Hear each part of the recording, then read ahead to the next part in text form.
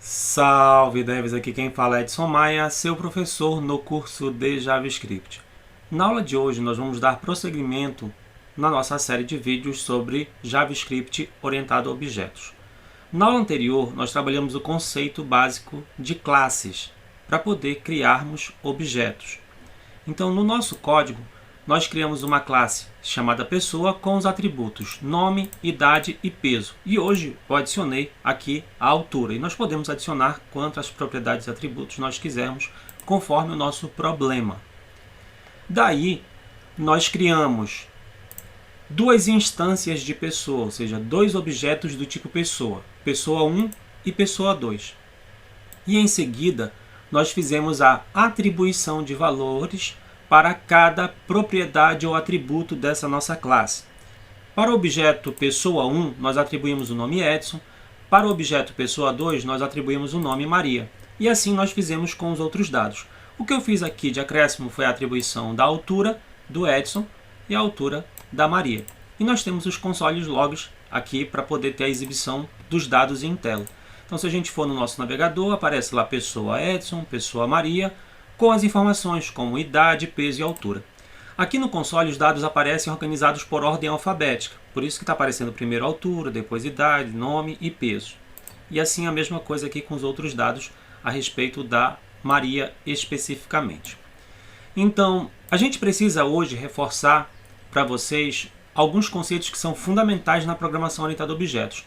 Um dos conceitos está relacionado à proteção dos dados. Essa proteção ela é chamada de encapsulamento, ou seja, você coloca dentro de uma cápsula algumas informações para protegê-las.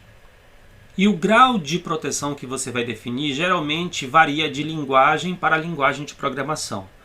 Aqui no JavaScript nós só temos basicamente dois níveis de proteção, a proteção pública e a proteção privada. Então, basicamente, a gente só pode deixar desprotegido, que seria a visibilidade ou encapsulamento público, ou protegido, que seria a forma de proteção que a gente chama de privada. Em outras linguagens, a abordagem é bem diferenciada. A representação da nossa classe na aula anterior, basicamente, era essa que está sendo apresentada aqui no centro. Nós temos uma classe chamada pessoa com os atributos nome, idade, peso, altura, IMC, sexo, e-mail, telefone e abaixo nós temos os métodos. Eu simplifiquei essa classe e deixei apenas algumas informações. Então a nossa classe pessoa vai ter nome, idade, peso, altura e IMC. Por enquanto eu ainda não coloquei lá o IMC na nossa modelagem do nosso programa. Mas por enquanto nós temos nome, idade, peso e altura. E nós vamos ter também métodos que a gente vai explicar posteriormente. Aqui, à esquerda do nome das propriedades ou atributos, a gente coloca um símbolo. Em UML, que é uma linguagem que é usada para a gente poder fazer essa modelagem, geralmente quando você coloca o sinal de mais, você indica que aquele elemento, ou seja, aquela propriedade ou aquele método é público. Se você coloca o sinal de menos, significa que ele é privado, que é uma forma dele ser protegido, tá? E se você coloca o hashtag, ou jogo da velha, que é a tralha, significa que ele é protected ou protegido. Tudo bem? Aqui no JavaScript a gente só vai trabalhar com a abordagem de público ou privado. Público ou privado. Então, todas as nossas propriedades da nossa classe pessoa precisam ser privadas. Por isso que eu coloquei o sinalzinho de menos na frente. Os métodos da nossa classe geralmente eles precisam ser públicos, por isso que eu coloquei aqui o sinalzinho de mais. Tá? Então basicamente essa é a ideia. Mas como é que a gente implementa isso em código? Em código, basicamente. Por padrão, quando você cria um atributo dentro de uma classe, ele já é público. Tá? Você não precisa colocar sinal de mais, sinal de menos, você não precisa colocar nada na frente. Em outras linguagens de programação, para dizer que um atributo ou um método ele é público, você utiliza a palavra reservada public. Quando você quer indicar que ele é privado, você utiliza a palavra reservada private. Se você quer dizer que ele é protegido, você utiliza a palavra reservada protected. Aqui no JavaScript você não vai fazer a utilização de nenhuma dessas designações, nem public, nem protect, nem private. Se você declarar um atributo e não colocar nada na frente dele, significa que ele é público. Se você quiser dizer que ele é privado, O JavaScript está trabalhando com uma forma de convenção que é a utilização do jogo da velha, ou da hashtag. Então, quando você utiliza essa designação, de acordo com uma nomenclatura padrão do JavaScript, há uma indicação de que esse seu atributo ele é private, ou seja, ele tem que ser protegido. Mas essa convenção não funciona em todas as versões. Então, para que você não tenha problema aí relacionado à questão de versões, incompatibilidades, a comunidade do JavaScript convencionou a utilização do underline. Então, quando você vê uma propriedade começando com underline em classes do JavaScript, você tem que saber que essa é a forma de indicação de que aquele atributo ele é privado. Tá? Ele tem um grau de proteção, ele não deve ser acessado diretamente. Então, teoricamente, o que a gente deveria fazer aqui? Dizer que todos esses nossos atributos são privados, utilizando o underline na frente. Tudo bem? Feito isso, a gente já declarou o nível de proteção. Porém, tem um detalhe. A atribuição que a gente estava fazendo era nome do objeto, ponto, propriedade. Observem, eu declarei que eles são privados ou protegidos. E aqui embaixo eu deixei do mesmo jeito que estava. Não estou usando underline em lugar nenhum aqui. Eu só estou dizendo que pessoa vai ter nome, pessoa vai ter idade, peso, altura e assim por diante. Vou salvar aqui no Ctrl S.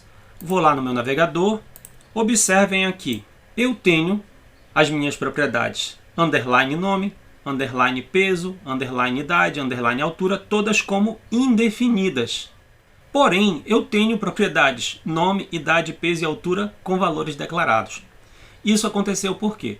O JavaScript é uma linguagem de programação dinâmica. Então, a partir do momento que eu chamo um objeto, coloco um ponto e coloco um texto aqui do lado, ele cria automaticamente atributos para aquela minha classe. Então, se eu tenho uma classe pessoa e eu coloco lá, a partir de um objeto que eu criei, que é pessoa 1, se eu colocar aqui ponto alguma coisa, se eu colocar ponto teste igual a teste, ele vai criar um atributo chamado teste com valor teste. Tá? Então a gente tem que tomar bastante cuidado com relação a isso. Então o que eu vou fazer aqui? Vou só colocar aqui o underline na frente, para que ele não fique criando atributos novos.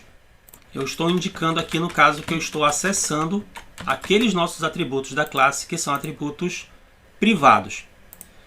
Feito isso, observem que agora aparece aqui underline nome, underline idade, ou seja, os atributos com underline antecedendo todos eles. Deixa eu só ver aqui, um ficou aqui, altura, acredito que eu esqueci um. Deixa eu ver, tudo bem certinho aqui, peso 1, peso 2, altura, acredito que está certo, é só uma questão de atualização mesmo. Então observem que nós temos aqui as propriedades todas bem certinhas.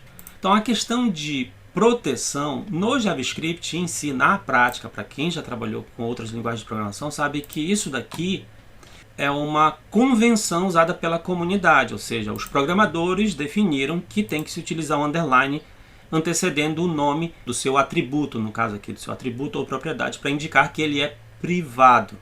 Porém, a gente está conseguindo aqui atribuir valores. Porém, a gente consegue fazer um console.log de underline nome, que são... Aqui a gente está conseguindo fazer uma atribuição para uma propriedade que é privada. Aqui a gente está conseguindo ler uma propriedade que é privada. Ou seja, eu consigo ler a propriedade, eu consigo atribuir valores. Do ponto de vista da programação orientada a objetos, se um atributo ele é privado, ele só pode ser acessado dentro da classe. Ele não pode ser acessado de fora da classe. Olha, dentro da classe significa dentro dessa área aqui dos bigodinhos, das chaves. Tudo que está fora disso é fora da classe, ou seja, aqui eu estou conseguindo atribuir valores fora da classe, aqui eu estou conseguindo acessar valores fora da classe. Ou seja, isso aqui é só uma indicação de que isso aqui deveria ser protegido. Tudo bem? Então é só uma convenção. Mas vamos fazer aqui rapidamente o teste do hashtag o jogo da velha. Então eu vou indicar que a nossa propriedade nome ela é protegida de acordo com as novas convenções aí do JavaScript. Funciona aí nas versões mais modernas do JavaScript. Então eu coloquei aqui jogo da velha. Então significa que se eu for declarar um nome, eu tenho que colocar o jogo da velha aqui na frente. Tenho que colocar aqui o jogo da velha na frente, que é o hashtag. Ou seja, O meu atributo nome, eu declarei ele como privado, porque eu coloquei a tralha na frente. Aqui eu disse que o nome da pessoa 1 vai ser Edson, mas vejam, tem que colocar aqui o jogo da velha na frente. E eu quero escrever esse nome em tela. Agora, se você for visualizar lá no console, observem que eu gerei um erro. Eu tenho um erro de sintaxe, porque o meu campo é privado, ou seja, o hashtag nome ele é privado. Eu posso utilizar isso aqui? Posso. Tá? Só que, se você não quiser ter problemas de compatibilidade com as diferentes versões que tem aí do JavaScript rodando, então você não trabalha com essa convenção, até porque ela ainda não foi formalizada. Ela está desde 2016 sendo debatida. Tá? Então, caso você não queira ter problemas, não utilize o jogo da velha na frente do nome de um atributo ou propriedade para declarar ele como privado. Mas eu preciso passar essas informações para vocês. Vocês precisam saber que atributos que têm underline na frente, existe uma indicação de que eles são atributos privados. E quando tem o jogo da velha na frente do nome de um atributo, existe uma indicação de que ele é privado, privado de fato. Tá? Na próxima aula a gente vai aprofundar nos conceitos relacionados à programação orientada a objetos. Na aula de hoje, basicamente, a gente vai ficando por aqui. Não se esqueçam de curtir, compartilhar e assinar o canal. Salve devs! Até a próxima!